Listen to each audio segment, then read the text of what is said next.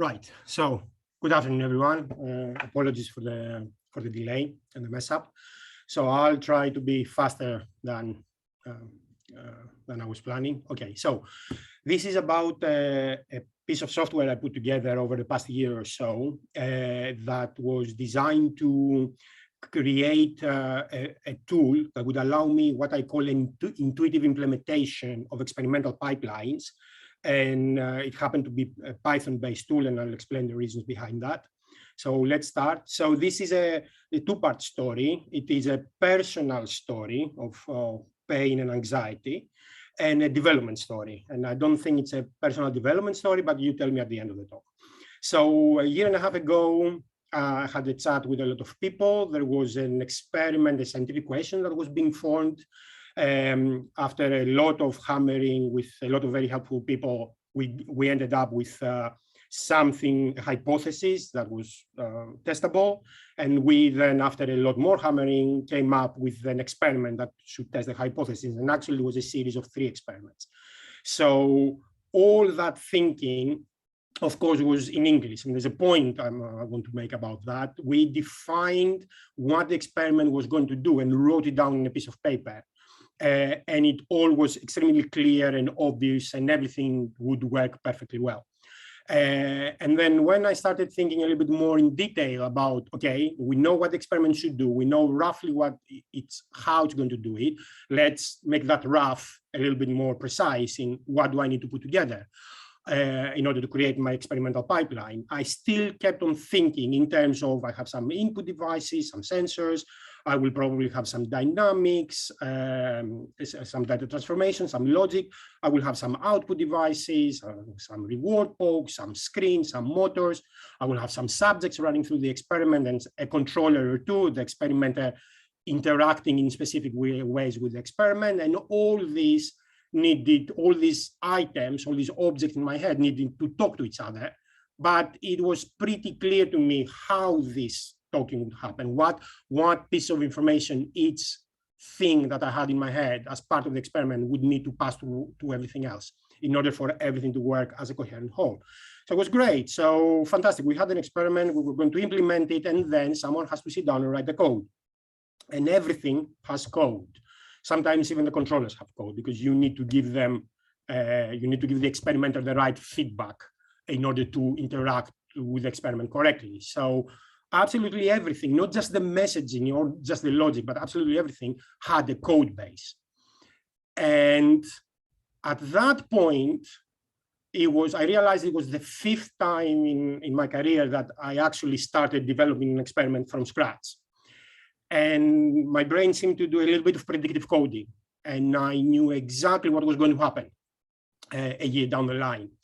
And the story would go as follows. I would sit down, choose a tool, and it would be either a graphical tool or a textual tool, so some language, and I would start writing code. And because I had already a clear picture of how the experiment should look like, the original code, the first thing that would work would be logically obvious, the flow would be fine, it would be very well documented, and the concepts I have in my head, the mental schema I had formulated, would actually be seen in the way I compartmentalize the code, the classes I would make, or the bits of graphical interfaces that I would put together would actually, if you saw them, you would understand what George had in his head when he wrote the code.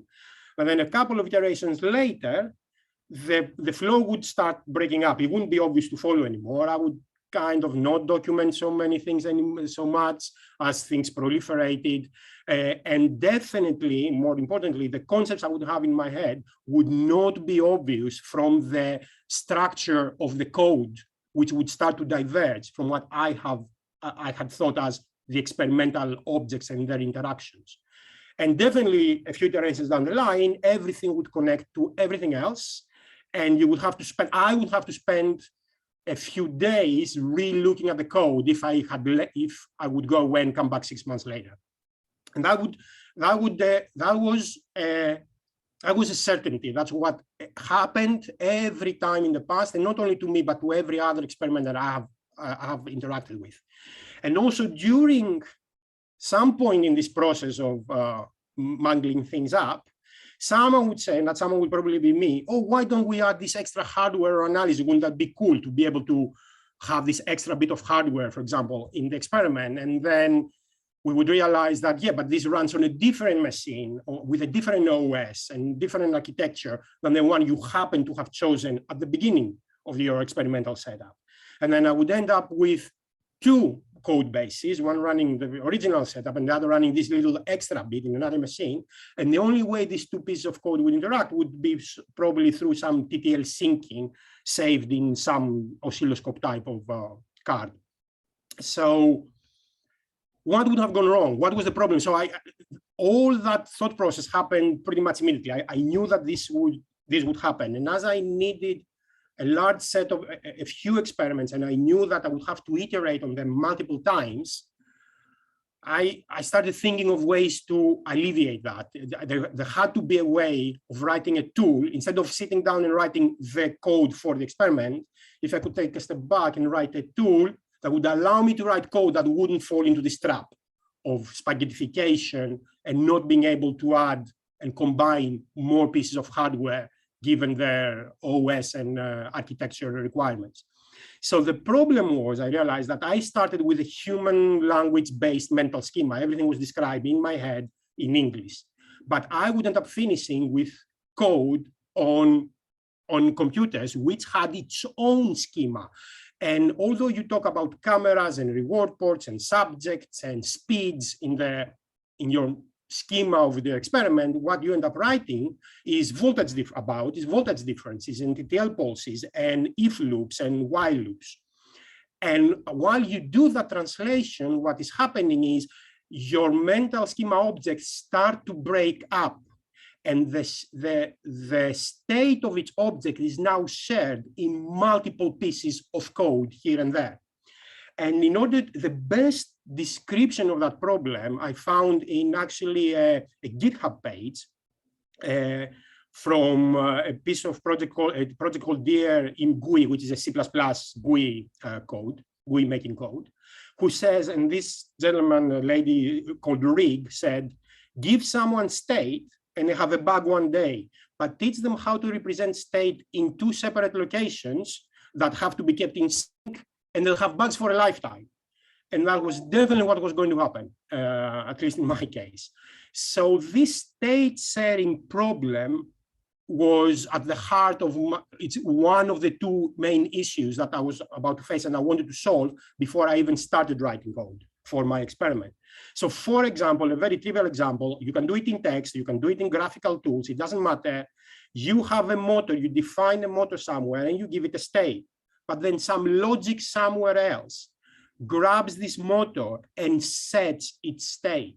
But if the state of this logic is set by some other place, then when you go to figure out what's going on with my motor, you have to follow a very complicated line of logic that it's definitely not obvious there in the code as to who takes the final decision to set the speed of the motor at 15.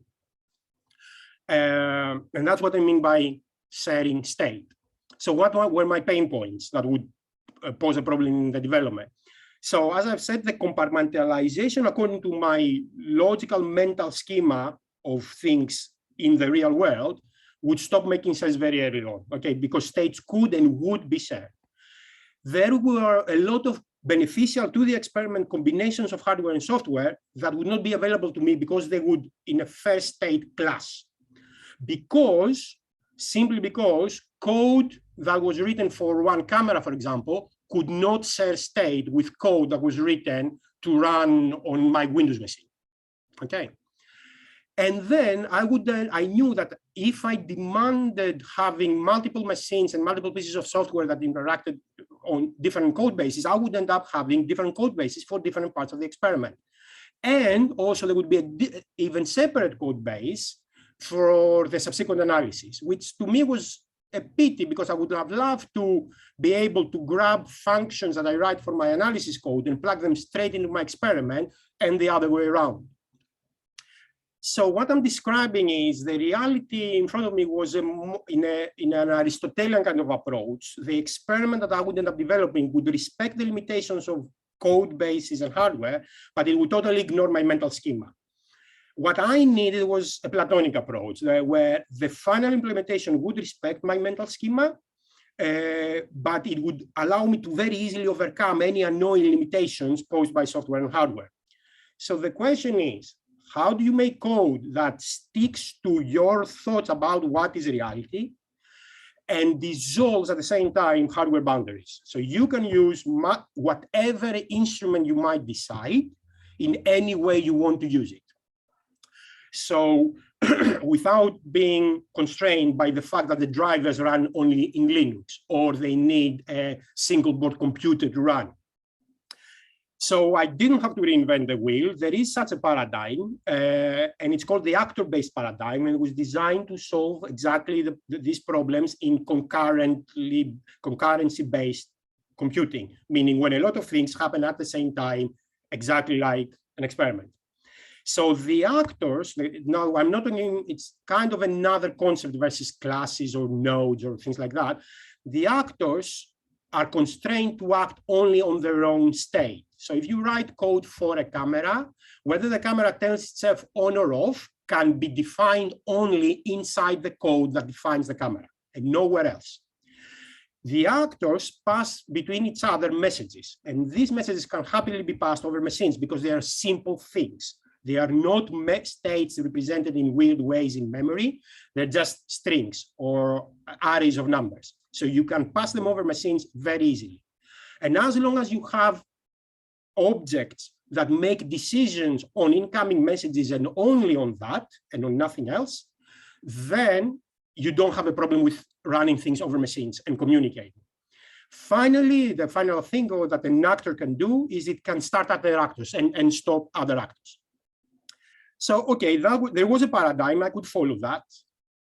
And that paradigm would allow me to write the code I wanted to define the different actors, to define a nose poke, to define a screen showing a game that had to be played, to define a camera.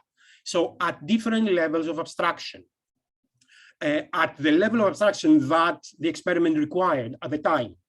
So, and I needed to write that code because I knew the abstraction required and nobody else. So I couldn't get ready-made bits, functions, or nodes, or whatever have you, and put them together. I wanted to write, in whatever language I chose to write, my own code at the level of abstraction I needed.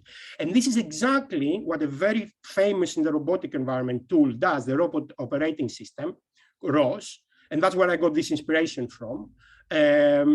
Where it practically defines exactly that. And actually, my program ends up looking very much like ROS at the bottom of it.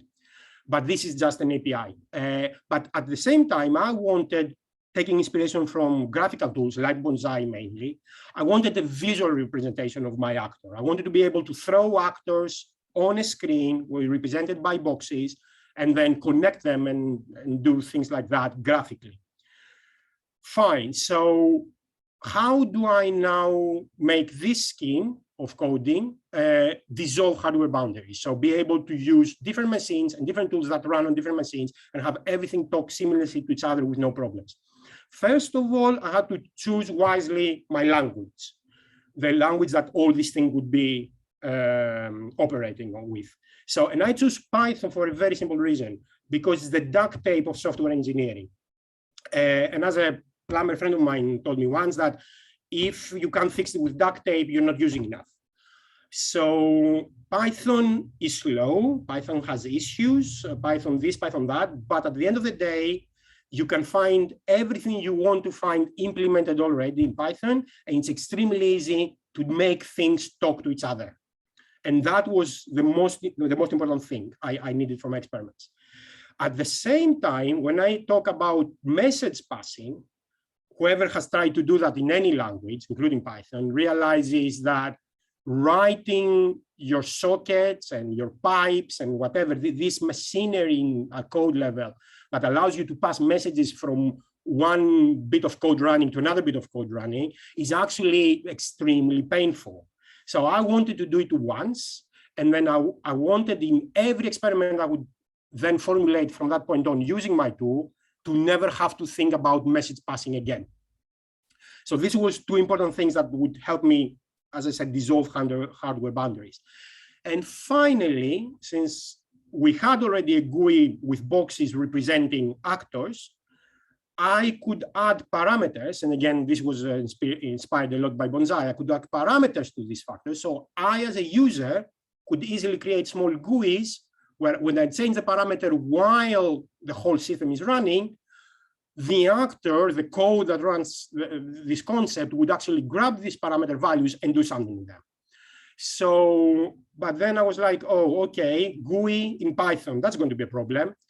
Then I found a library called DPy GUI, which I highly recommend if you want ever to do Python, GUI Python writing.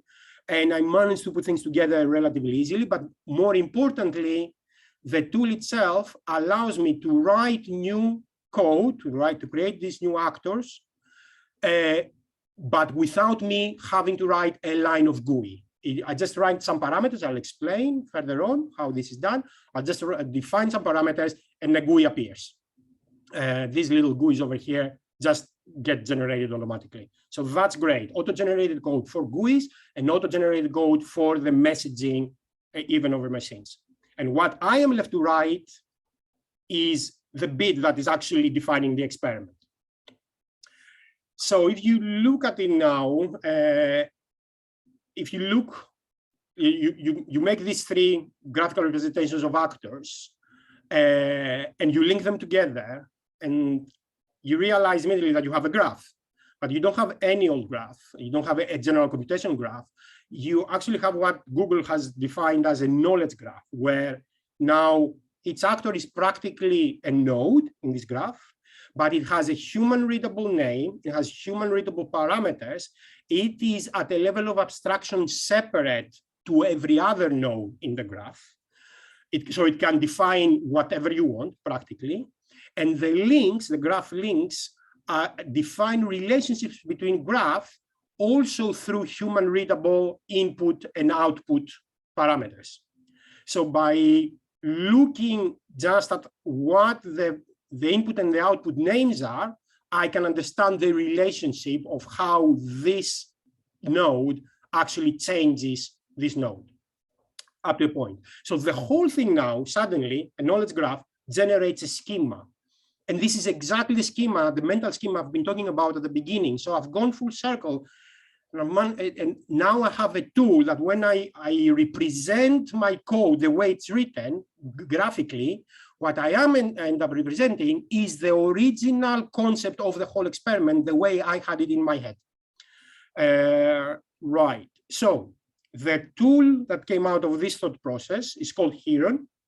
The name is not the bird, it's the guy from Heron of Alexandria who lived in the 1st century AD and was apparently, I suppose, the first robotic engineer. Look him up, he was a very interesting guy. So Heron as a tool fully respects Cartesian dualism. It has a body and it has spirit. So it has two things that I need to describe to you in order for you to get a picture of what it can do and how it behaves. So the body is a graph editor, a knowledge graph editor. So when you start Heron, you get a GUI, and the GUI on the left side will give you a set of nodes that exist in your hard disk. I'll explain a little bit later how that is done. And when you press a button, a node will appear on your node editor. You put some nodes together, you link them. You've done, most of you who have developed experiments, you've done something like that in some visual experiment before, visually based experiment before. You set up the parameters, and once you are there, you press the start graph, and every piece of code starts running. And I'll explain again what that starts running means. And it just passes messages defined in the node from one node to the other. And every time a node receives a message, it does something with it. This code does something with it, passes messages to its output to be received by the follow node. And that's the graphics part. It has some bells and whistles, making life easy for a few things. But some general nomenclature. There are three types of nodes. There's the source node that has only outputs. a transfer node that has inputs and outputs, and a sync node that has only inputs, very much in the scheme of bonsai, and which it just makes sense to separate things like that. But Heron is not just this graphical interface. You'd not expect, it doesn't expect from the user to define their experiment at that level of graphics. It expects the user to have sat down and written the code that runs, that defines each node. So it provides an API for node authoring. And this API is mainly defined in each 2 files to run, and everything is Python up to now. I'll explain later a little bit about outside Python. So you have two scripts that you need to fill up, and you need to put those scripts in a specific part in the folder structure of Heron, and then Heron will understand that as a node and offer it to you in its graphical interface. So the one script, all you have to do is fill a few parameters that will define the name of the node, the parameters of the node, and the types and the names of the parameters of the node, and the types of the inputs and outputs and their names. So with these few words, I get for free a GUI that looks like that behaves perfectly well as a GUI. So there's input, there's output, there's everything. And then I've got my other file, which is, it's called something worker, always, oops, forgive me. And this Python script, that's where you put the code that actually does the work of the node. So when the node runs, it runs this worker, this worker function that the API defines, and it either runs it once and it needs to go into an infinite loop if we're talking about a source. For example, this is the code for a camera node where I just run infinitely, just capture from the camera, and just present, send, and then just send my data to the next node. Practically, those two lines pretty much define the function of the camera.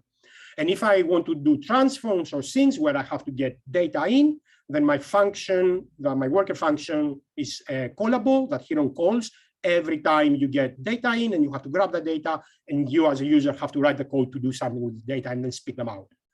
There's also a couple of other functions that you need to define. But all these functions and how to define them, how to write these things, are actually described very well in templates. So I've got Heron templates, in its code base, there are templates for all 3 types of nodes that will show you, and I believe they're well documented, that can show everybody how to write a new node. This is an example of one of these templates.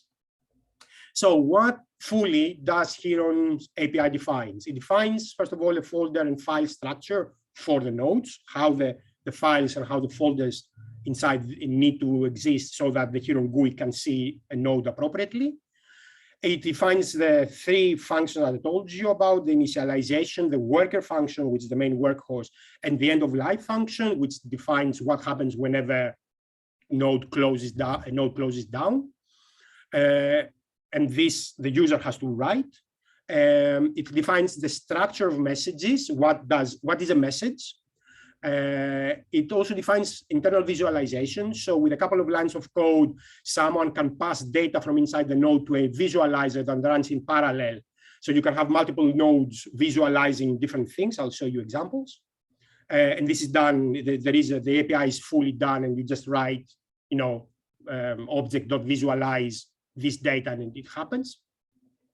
It also defines a system for, as the node runs through its iterations, for saving whatever data you want to save on hard disk as the node is running live. And for that, I'm using a Python package called the reliquary. It's a thing called the relic system, designed by the DevEffects group of people. And then it also defines 3 different levels of logging and 1 level of verbosity, and that will expand. So together with the standard Python debugging tools. So there's a lot of different debugging tools that will allow you, as you create your own nodes, to figure out what has gone wrong and sort it out as fast as possible. So how does the whole thing run? When I say a node runs, what do I mean?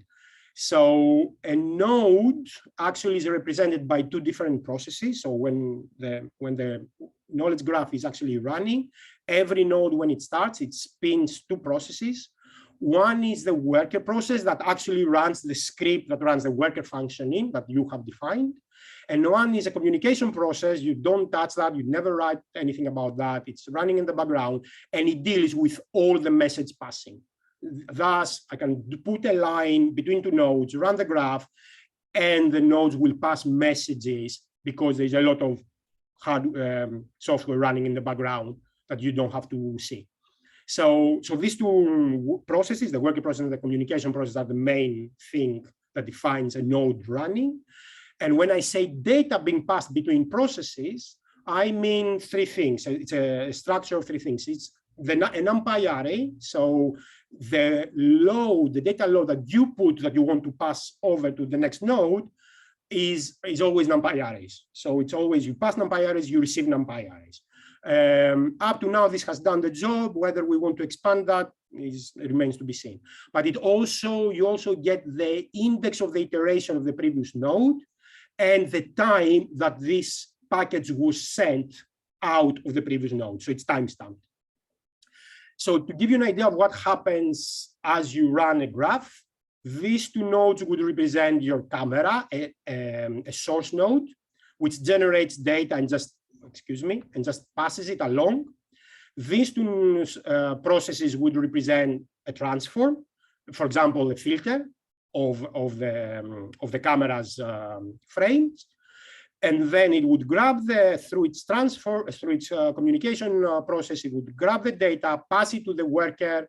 The worker that you have defined does its stuff, pushes it back to the communication and back out to the next node, which is a sync, for example, to save the filtered data on the hard disk, and then the data would come in and stay there. Also, the editor has its own process and is able to pass messages to the worker processes of all nodes every time you change a parameter on the editor's GUI. So the workers know at any point in time the state of the GUI of Heron's GUI.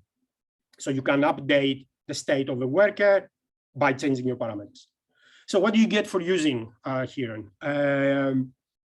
So the first thing, the thing I was really aiming for is that Heron allows the creation of graphs, computational graphs, knowledge graphs that visually represent the way one thinks of experiments. And I'll give you an example of one experiment in the next slide to showcase that. And it does that by forcing an actor-based programming. So where the user writes the important code and the connectivity between the actors or the nodes is taken care of, and also the GUIs that represent the parts of the codes of the total code state, the ones you want to represent it, are also created automatically. So how does an actual experiment look like? This is an experiment that I am running right now in the lab. As you can see, it has 14 nodes, and 14 nodes is roughly the number between 10 and 18 up to now has been that you need to define in order to run, I would say, pretty complex experiments. And you can immediately see that each node, just by reading the titles of the node, each node has a totally different level of abstraction compared to everything else. So for example, there are a couple of key presses. All they care about is if you've pressed these keys over here. But then there's another node that actually grabs the frames of a camera. There is another node that grabs frames, but also saves the frames inside it by having a parameter being a file name. And there is a reason for that. I'll explain later. And there is also the intelligence of the whole experiment. Is actually the whole experiment intelligence is practically encapsulated in a single node, which means that if I want to find the code that talks about how does the experiment run, what is actually the experiment doing, without caring about cameras and sensors and how does the USB connect in order to give me that sensor to work, all I have to do is go to the worker script of this process, and all the code is encapsulated in there. There's no sharing. Nothing happens outside of this that pertains to this node's logic. This node grabs input, does something with the input, and then spits out output, spits out parts of its state to other nodes for them to define their own states. So what I'm trying to showcase here is that with a few nodes at the right level of abstraction written by us, would actually easily represent an experiment. It does not become spaghetti. You're not allowed to. So what else do you get for your money? Well, the Heron is designed to run different nodes, actually specifically now the worker process of a node, on machines other than the one that Heron is actually running. And that requires a minimal setup other than just plugging your computers in the same LAN and setting up SSH servers on all your machines. The byproduct of that, which has proved extremely useful, is that also nodes can run their code not only on other machines, but on the same machine, but on different Python environments. And I'll showcase why this is extremely useful. So how do you do that? What's the user, once a node is defined, what does the user have to do? Well, here I showcase on the previous experiment, I have 3 nodes that are actually running on different machines. This node, which is called the Arducam quadroscopic camera, it runs only either on a Raspberry Pi or on a Jetson Nano, and I have a Jetson Nano that's running. This node runs on another, because it's running the visualization that I want from my experiment, which runs a computer game practically, and because it's heavy on CPU, I threw it on another Windows machine. And this node runs, which grabs a FLIR camera, runs on the same machine, but the FLIR camera Python API works only up to Python 3.8. Everything I've done is 3.9 plus, and I didn't want to restrict my code base just for this single piece of hardware. So all I had to do was create a little environment with just this, with the right packages in, only for the FLIR camera, at Python 3.8. And now I can call this piece of code with that environment. How do I do that? How do I tell a node that I want the code, the worker code, the worker script to run on a different computer or in a different environment? You define, there's a button here that opens up a window. You define the computer that you want to run to over here, and that actually defines an IP, a port, and a user password and a username. And then you just put the path to Python, just a path, and a path to the worker script over here. And if you run like here, the node on the same computer, but on a different environment, you leave this empty and you just run the Python of the environment you want over here. And the code will run with the correct Python executable. So that's as hard as it gets to define a piece of code to run on a different machine. So finally, Heron is written in Python, as we said. It offers tools to create new Python nodes, node templates, multiple ways for debugging. There's a few other small bits and bobs. But Python is not the only way. The Heron, by design, can actually pull together in one tool and a single pipeline all the diverse bits of hardware and experimental code that you have floating around the lab. And you can do that by, again, leveraging the power of messaging and keeping state local. Because as I've showed you, there is this extra node here, as an example of this extra node here in my experiment, which defines, as I said, a computer game that's running on the screen that needs to take input from the logic of my experiment. But this input is like a joystick. It can be just strings, say, do this, do that. So they are trivial. But the actual part that runs the graphical representation of what I want to see is not trivial at all. It's actually pretty complicated to put together. So if you want to make something that is pretty much a computer game, why don't you use a tool that is designed to make computer games? And one of these things is a game engine. So I picked a game engine that I'm happy to work with, Unity. And I generated an executable. Forgive me.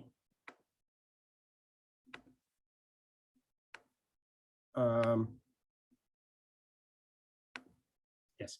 So I generated, is my screen sharing still on? I thought I had a problem. Yes, okay, sorry. So I generated an, I make an executable using the right tool, which happens to be a C# executable. And then I embed a little bit of message passing code in this C# executable, the same that I use for making Heron. And then I can make a node with Python code that just starts this executable. Remember, actors can start other actors. So it runs that executable and then controls it by simply sending string messages every time the logic of the experiment tells it that it needs to do something else. So you can use this technique to pretty much create nodes for every code base that you have. You can create MATLAB functions that you can get messages or even whole NumPy arrays in. They do something, they spit out some matrix, MATLAB matrix, but then that it can easily be transferred into NumPy arrays and then off it goes in its pipeline. So all that, let's showcase it. I'm not going to have, I was toying with a live demo. I'm not going to show you a live demo. I'm never going to do that again. So I've recorded a video that's also online that I've put together in a couple of days using nodes that I had already made and a couple of nodes that I made for this. And this showcases how you would use your Heron, given that you have made you have put together the required nodes for something. So, excuse me, I need to turn off the sound, but if I turn off the sound, then you won't be able to hear me. Right. Your player seems to have a volume button. Yeah, no, but now it should work. Let's see. Because I think I turned off the sound, yes, at the level of PowerPoint. So, what this is making is actually the game of Snake, but where the controller is a Q-tip that I turn physically in a big Petri dish, and I am able to grab this camera, these frames, and pass that information, pass these frames to a deep convolutional network that figures out where the Q-tip is and spits out the angle of the Q-tip in regards to the Petri dish. And that angle is then taken by the snake game, which then decides if I'm going to move the snake up, down, left, or right. So I rotate the Q-tip, and as I rotate it, the snake moves up, down, left, or right. So how do I do that in Heron?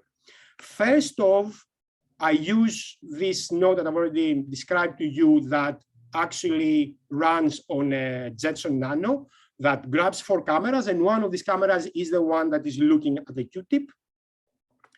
So I define its parameters, fine. So these parameters will be passed from my computer to the Jetson Nano as it starts. And then I define which out of the 4 cameras I want to pass back to my computer. And here you see me defining which computer this node should run on. And this is what I was describing before, the paths to the Python and where the worker executable is on the Jetson Nano. And that's it. Now this code will run on the Jetson Nano. Next is running the deep learning network code. This deep learning network does not run on a Windows computer, cannot run on a Windows computer. So I had to make a virtual machine, a Linux virtual machine inside my Windows machine using the Windows subsystem Linux, which then allows me to run that code to in the Linux. And again, I go through the same process to define that this code needs to run on my virtual machine. What happens here with this link is this code generates the camera feed on my Jetson. It grabs one of these cameras that the code has defined, one frame, brings it to this computer, to the computer that Heron is running. That link passes it to the communication process of this node, which then passes it to the machine, to the virtual machine, in order to do the analysis. You do the analysis, you pass it through your model in Linux, you grab the results back, and then the results come back into this computer through the angle that's calculated and an image that you will see play. So, and all this happens in the background. What you do is you pull the link. So I also pull a visualization node out, because when something runs in another computer, you cannot have an internal visualization. You cannot have visualization running on the other computer. If it's headless, you won't see anything.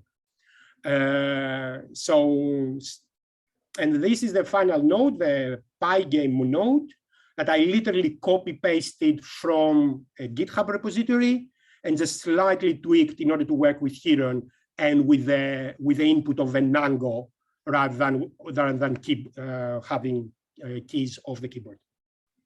So that's it. I've just defined my knowledge graph. I've just defined my computational graph. I set up my parameters. I will save.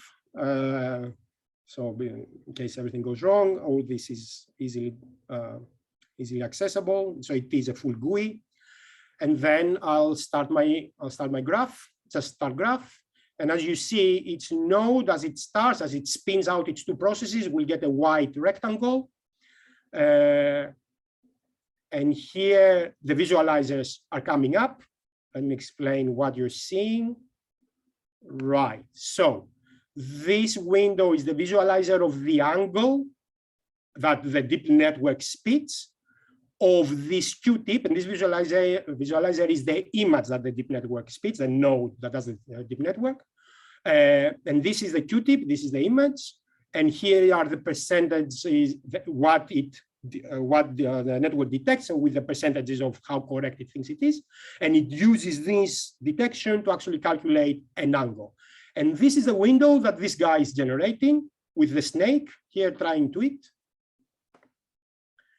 And you can see on the output, on the command console of the Heron, I've made the Pygame spit out what angle it thinks the Q-tip is, and whether it should move the snake left, right, up, or down, which means this is another way of showing that a node that runs on your computer, your local computer, can also easily be debugged with print messages or your local Python debugger, because it will spit out whatever you want it to spit on your command console.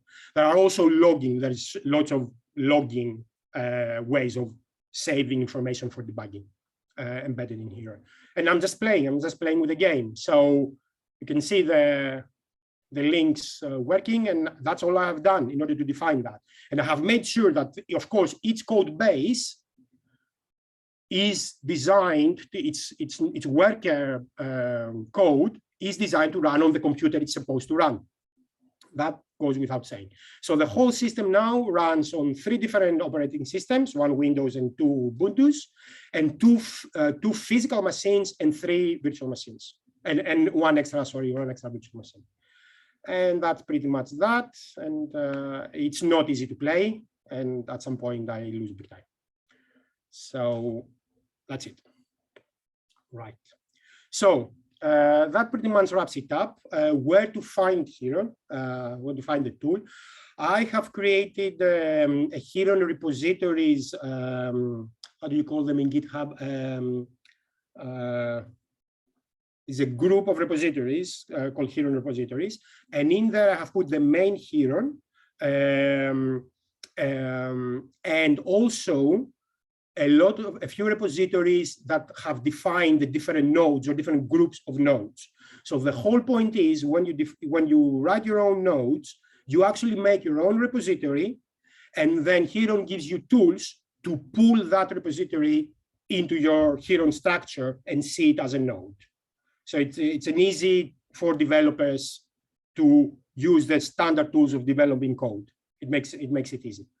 There is documentation. It's being done. It's about 70% done.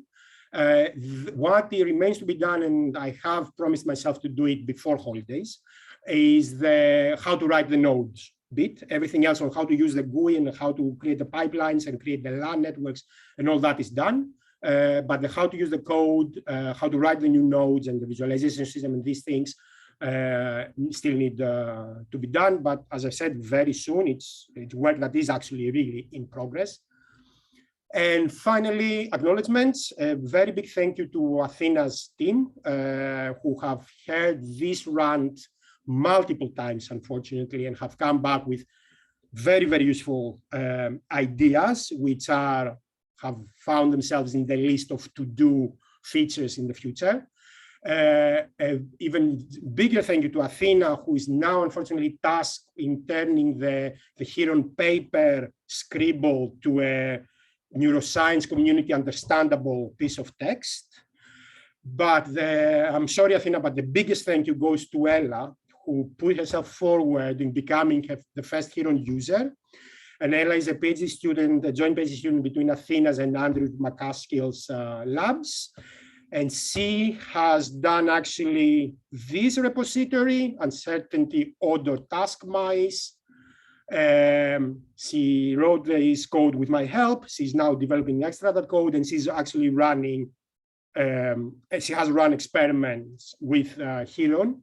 So if you want unbiased views, ask her. And that's about it. Questions? Let me see you guys also. Questions, comments, ideas. I don't know, do we have a lot of, yeah. Okay, we are 12:30, 1:30. Okay, in time, yes, given the late start. Can I ask, you mentioned ROS several times. So, yes. I mean, you could just use ROS, right? Yes, I could. So the Heron ended up looking in the guts, in the way it runs operations, processes, pretty much identical to ROS. And I didn't do that on purpose. I just got inspiration afterwards, after I compared. It looked almost the same. ROS is more complete. It's a little bit more complicated. It has more bells and whistles, but not that many. But ROS is C++, and you write code only. There's no graphical representation of the way you structure your code. So I wanted to marry practically ROS and Bonsai. Okay, you can think of Heron as this marriage, but in the language that I would be much more comfortable in writing, and it would allow me to pull development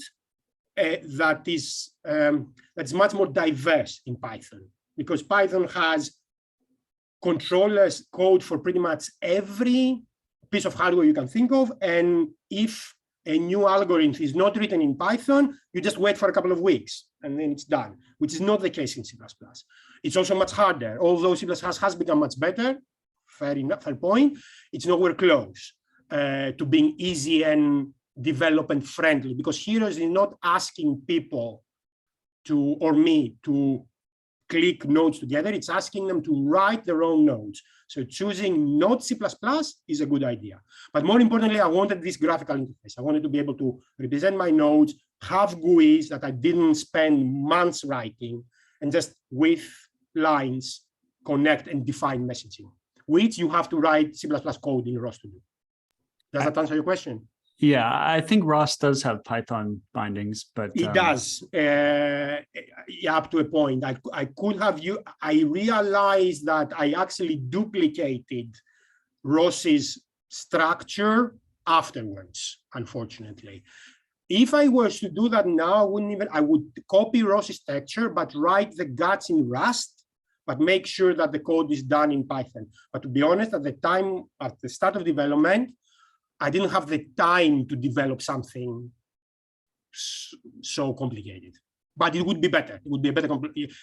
I literally would copy ROS's structure, do it in Rust, which would save a lot of problems with concurrency, and then offer scripts that run in Python for users to write their code in and define their nodes. That's the best solution. Maybe Heron will go down that path one day. Cool, thanks. So you also mentioned Bonsai quite frequently. Yes.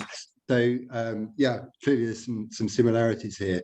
Something that stands out as an obvious advantage of Heron is the ability to, the API for writing your own nodes in Python.